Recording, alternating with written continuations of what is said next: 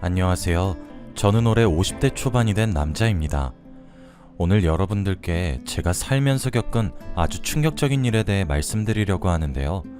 지금 생각해봐도 어떻게 저에게 이런 일이 일어났나 싶습니다. 다들 저의 이야기를 듣고 결혼하기 전 잘 생각해보고 결혼하시길 바랍니다. 저와 아내는 연애를 짧게 하고 결혼을 했어요. 둘 다 늦은 나이에 결혼이 급해서 시작된 만남이었고 둘 다 경제적인 상황도 잘 맞아서 결혼을 하기로 결정했죠. 사람들이 만난 지도 오래되지도 않았으면서 왜 이렇게 성급하게 결정했냐고 물어보았지만 저는 괜찮았어요. 몇 달 동안 만났던 아내는 저와 잘 맞았고 딱히 싸울 만한 이유가 없어서 결혼은 이런 여자랑 해야 한다고 생각했거든요. 그래서 주위 사람들의 만류에도 불구하고 저희는 부부가 되었습니다. 결혼을 하면서 맞춰가는 부분이 많았어요. 처음에는 작은 다툼도 있었고 잘 안 맞는 부분도 많았어요. 그런데 그런 거 하나하나 다 서로 배려해가면서 이해를 하니 결혼을 하고 몇 달 뒤부터는 싸우지 않더라고요. 정말 연애를 하는 것처럼 하루하루가 설레고 재밌었습니다. 다들 주위에서 저희 부부를 보고 금방 헤어질 거라고 말했지만 오히려 저와 아내는 결혼 후 더 행복했어요. 결혼을 하고 연애를 하는 느낌이 들었거든요. 집으로 가면 아내와 같이 있는 시간이 너무 좋았고 금슬도 너무 좋았어요. 저와 아내는 사이가 좋다 보니 이제 슬슬 아이를 가지기로 했죠. 둘 다 나이가 조금 있는 편이기도 했고 아이를 원했기에 본격적으로 임신을 준비하려고 했습니다. 아내와 저는 산부인과로 가서 제대로 된 검사를 받고 몸 건강 관리도 열심히 했죠. 그런데 저희의 이런 노력에도 불구하고 아내는 임신이 잘 되지 않았습니다. 저는 이때 왜 임신이 축복인지 알 것 같았죠. 아내는 매일같이 기대를 했다가 실망을 하니 힘들어 보였습니다. 그리고 저한테 미안하단 말까지 했죠. 저는 평생 아내와 둘이 살아도 좋았지만 아내가 힘들어하고 죄책감을 느끼는 모습이 너무 안타까웠어요. 그래서 저희는 인공수정을 하기로 했습니다. 자연 임신을 원하고 있어서 그동안 병원 측에서 저희에게 권했지만 다 거절했어요. 그런데 이젠 아내가 임신을 하고 싶다는 오기가 생겼는지 그렇게 하기 꺼려하던 하겠다고 하더군요. 아내가 무리를 하는 것 같아 걱정이 되긴 했지만 그래도 아내의 뜻에 따르기로 했어요. 그리고 저는 아내와 매번 산부인과를 가주며 아내의 옆에 있어 주었죠. 의사 선생님도 임신할 확률이 높아질 거란 말을 하셨고 저와 아내도 기대를 했습니다. 그런데 어떻게 이럴 수 있나요? 아내는 임신이 되지 않았습니다. 정말 많이 있지만 아내의 몸만 지치고 임신은 되지 않았죠. 아내가 엄청나게 속상해했습니다. 매일 울면서 잠에 들기도 하고 지나가는 아기들만 봐도 눈이 돌아갔죠. 저는 그런 아내 옆에서 해줄 수 있는 게 위로밖에 없었습니다. 하루 종일 지쳐있는 아내의 옆에서 조금이라도 힘이 되어 주었죠. 그런데 어느 날이었습니다. 아내가 저를 진지하게 불렀고 저는 아내의 제안에 너무 놀랐어요. 바로 아내는 아이를 입양하자고 했습니다.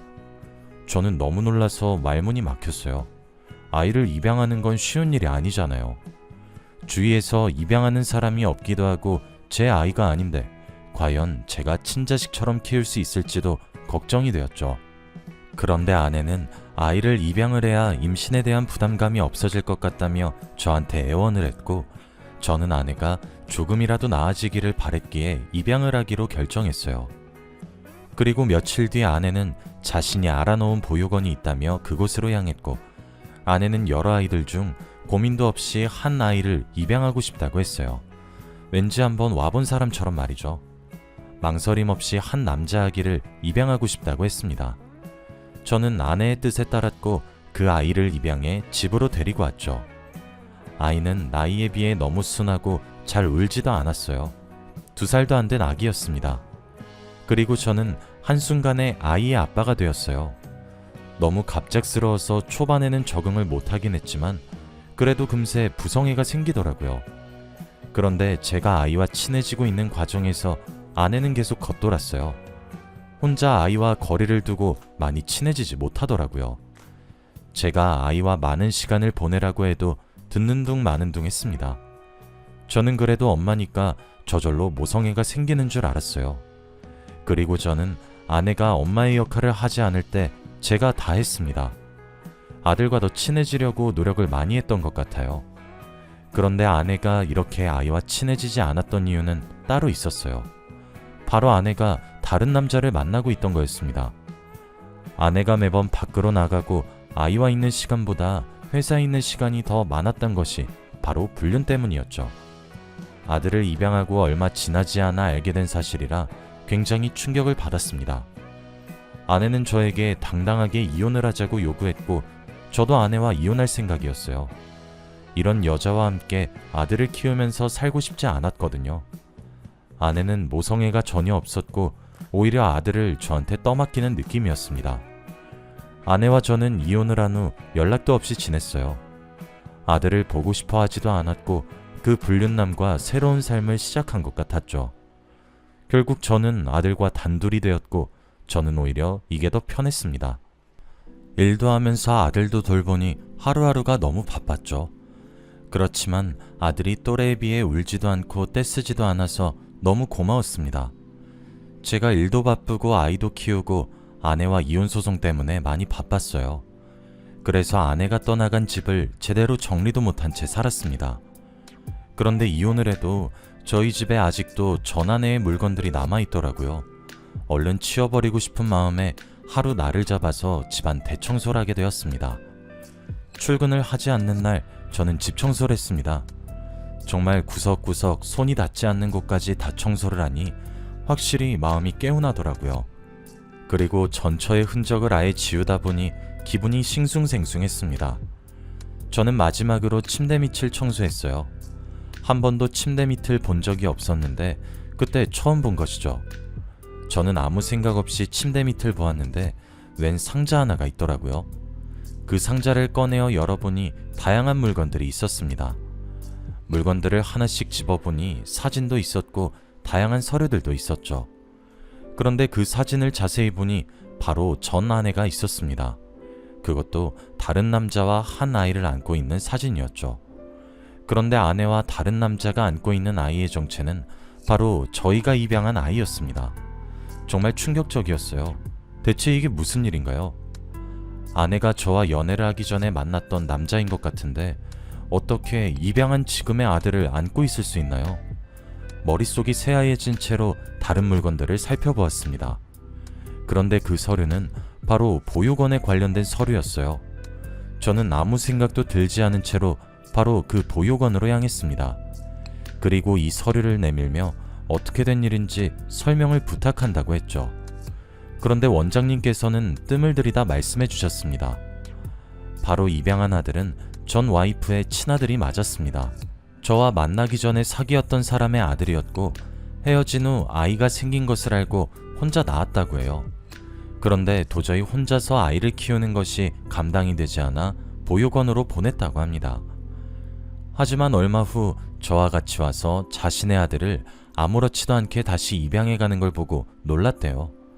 원장님께서는 당연히 저와 상의를 하고 데려간 줄 알았다고 합니다. 저는 말문이 막혔어요. 그럼 전 와이프는 자신의 아들을 저한테 맡기고 다른 남자와 불륜을 저지른 거잖아요. 결혼하고 나서부터는 아들한테 관심이 없었으면서 말입니다. 그저 자신의 아들이 조금이라도 더 믿을 수 있는 사람한테 맡겨지기를 바랬던 거죠. 자신이 키울 자신이 없으니 저한테 양육권을 맡긴 겁니다. 모든 사실을 한 번에 알게 되니까 정신이 없는 와중에도 화가 미친 듯이 났어요. 자신의 애를 저한테 떠맡긴 그 여자의 검은 속내도 모르고 저는 이용당한 거니 말이죠. 그리고 어떻게 자기 애인데 이렇게 모성애가 없을 수 있나요? 이혼하기 전에도 아들에 대한 사랑도 없었어요. 그런데 이 사실을 알고 나니 당장 전 와이프를 찾아가 한마디 하고 싶었습니다. 하지만 이혼한 지 기간이 지나기도 했고 연락도 전혀 하지 않는 사이라서 그런지 오랜만에 전화를 하니까 없는 번호라고 뜨더라고요. 어디서 어떻게 지내는지 통 소식을 모르니까 전 와이프를 찾을 수 있는 방법이 없었습니다. 저는 머릿속이 복잡한 채로 집에 돌아왔어요. 그리고 집으로 돌아왔죠. 저희 어머니께서 아들을 돌봐주고 계셨는데 왠지 아들을 보니까 마음이 찡해졌습니다. 자기 엄마가 얼마나 못된 사람인 줄 모를 거 아니에요. 그리고 저 아이가 무슨 죄가 있다고 이런 시련이 있는지 너무 안타까웠습니다. 전 와이프 같은 엄마 밑에서 자라는 것보다는 저와 함께 있는 게 이 아이한테는 더 안전할 것 같았어요. 그래서 저도 모르게 집으로 가자마자 아들을 꼭 껴안았네요. 저는 그날부터 아들을 평생 책임지겠다고 다짐했습니다. 아들은 갑작스러운 저의 행동에도 놀라지 않고 저를 토닥여 주었어요. 아직 어린애가 저를 위로를 해주는데 얼마나 감동을 받았는지 모릅니다.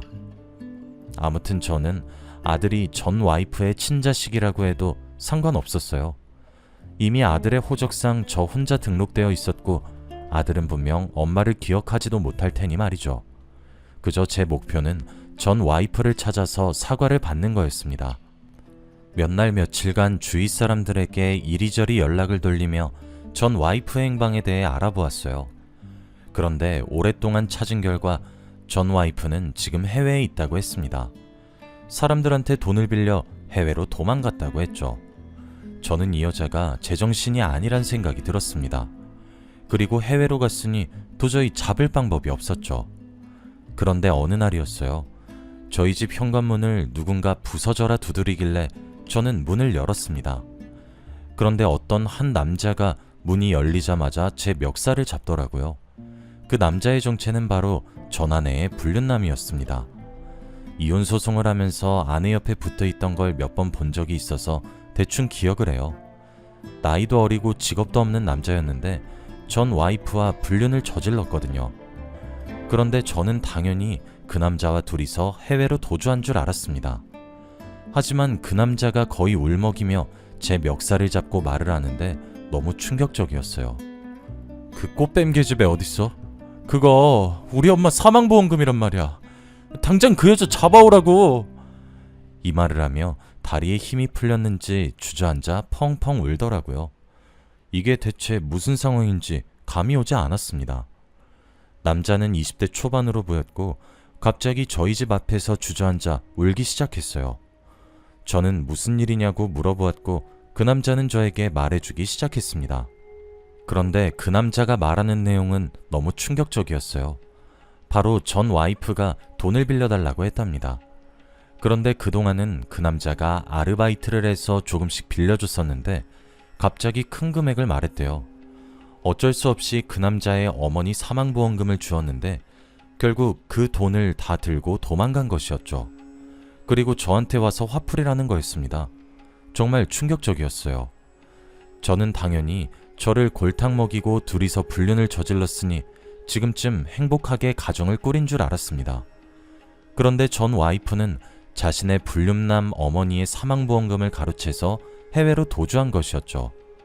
저는 그 순간 전 와이프가 생각보다 더 소름 돋고 잔인한 사람이란 것을 알게 되었죠. 그리고 저는 그 남자한테 경찰에 가서 신고를 하라고 차근차근 설명을 한 뒤 돌려보냈습니다.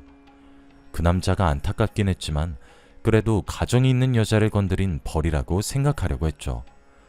그리고 저는 전 와이프를 찾는 걸 포기하고 다시 일상에 집중했습니다. 아들만 바라보며 살았고 일도 열심히 했죠. 아들은 엄마 없이 자라도 누구보다 착실했고 저에게 엄마에 대한 이야기를 한 번도 하지 않았습니다. 나이가 들어갈수록 주위 친구들의 집안과 저희 집안이 다르단 걸 분명히 알았을 텐데 일부러 저 생각해서 엄마에 대한 이야기는 절대 꺼내지 않았죠.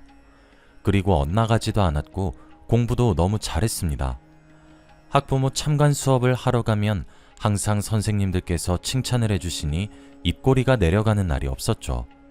제가 해준 것도 없는데 스스로 잘 자라고 있는 아들을 보면 가슴이 뭉클해집니다. 고맙다는 말로 표현할 수 없을 만큼 고마웠거든요. 그런데 아들이 나이가 들어가고 고등학생이 되니까 선생님들께서 저희 아들을 영재라고 하셨어요. 이미 대학교 수준의 공부는 다 끝마치고 왔다고 하면서 말입니다.